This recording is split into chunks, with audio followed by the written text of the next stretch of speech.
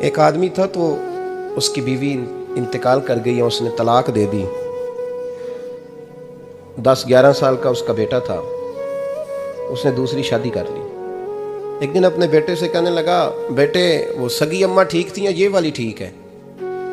تو بیٹا کہنے لگا, ابا جی یہ ٹھیک ہے. وہ سگی امی جھوٹ بڑے بولتی تھی, سگی امی جھوٹ بڑے بولتی تھی, جھوٹی تھی, یہ سچی ہے. اس نے کہا, بیوقوف تیری ماں جھوٹی تھی. اس نے کہا, ابا بڑی.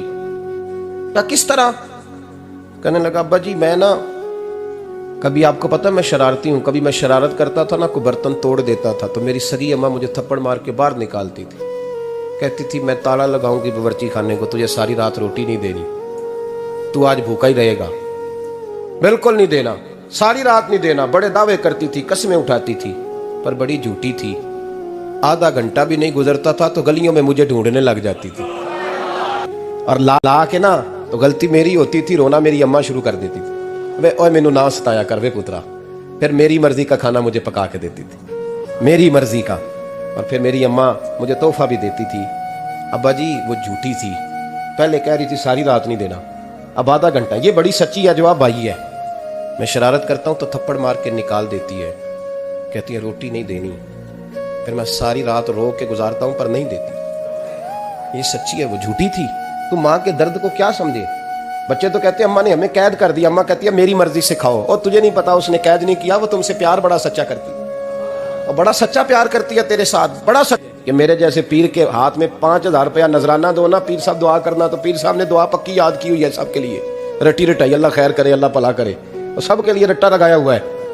اور اماں کو بیٹا ویسے ہی کہہ جائے, ویسے ہی, اماں میں انٹرویو دینے جا رہا ہوں, ذرا دعا کرنا, وہ بیبیاں منگا کے دعائے تنجینہ پڑھانا شروع کر دیتی ہے, اور ساری رات مسلح پہ بیٹھی. اس درد کو سمجھنا.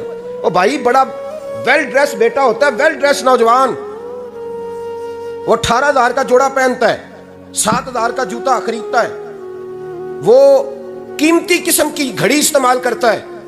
لیکن اسی بچے کے جب اپنے بچے ہوتے ہیں نا, تو بیوی کو کہتا ہے یہ لے 10,000 روپیہ, بچوں کے کپڑے خرید لے, میرے صحیح ہیں, ابھی کل ہی تو خریدے تھے. اور باپ, اور تو سمجھا ہی نہیں یار, 30 سال باپ نے جوانی ساری سعودی عرب کو دے دی, لیکن تیرا خیال رکھا. تو ماں باپ کے بارے میں, اور یہاں بچے حساب کرتے پھرتے ہیں, بھائی تو پچھلے مہینے بھی 5,000 دیتا سی, تسی پیسے اندر کر دے کی ہو, ماں باپ سے حساب کرتا ہے تو. ماں اور باپ یہ تو حسن ہے زندگی کا, یہ تو وقار ہے انسان کا.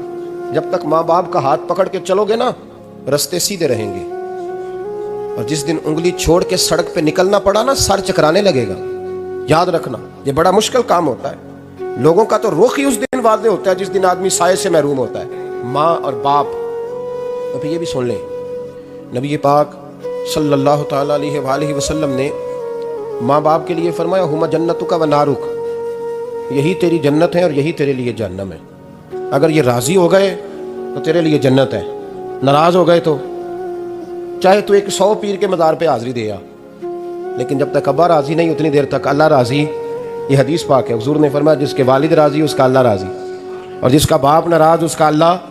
ہاں بے شک. اب یہ حدیث ہے نا, تو سارے ولی ایک طرف بیٹھ جائیں, کہیں یا اللہ بخش دے مرید کو, لیکن اگر ابا کہے یا اللہ نہ معاف کرنا, تو اللہ ان اولیاء کی نہیں مانتا, والد کی مانتا ہے. اس لیے بلے شاہ آسمانی اڈ دیاں پڑھنا ہے, جیڑا گھر بیٹھا انہوں پڑھیا ہی نہیں. بھائی یاد رکھو, ماں باپ سے پیار کرو, ان کی خدمت کرو, ان کے پاس بیٹھا کرو, اور ماں باپ کو ٹائم دیں, وقت دیں, چند گھڑیاں ان کے پاس بیٹھیں. آپ یقین کریں ابا جی سے آپ مشورہ کر لیں, صرف مشورہ, مرضی بے شک اپنی کریں, لیکن اس مشورے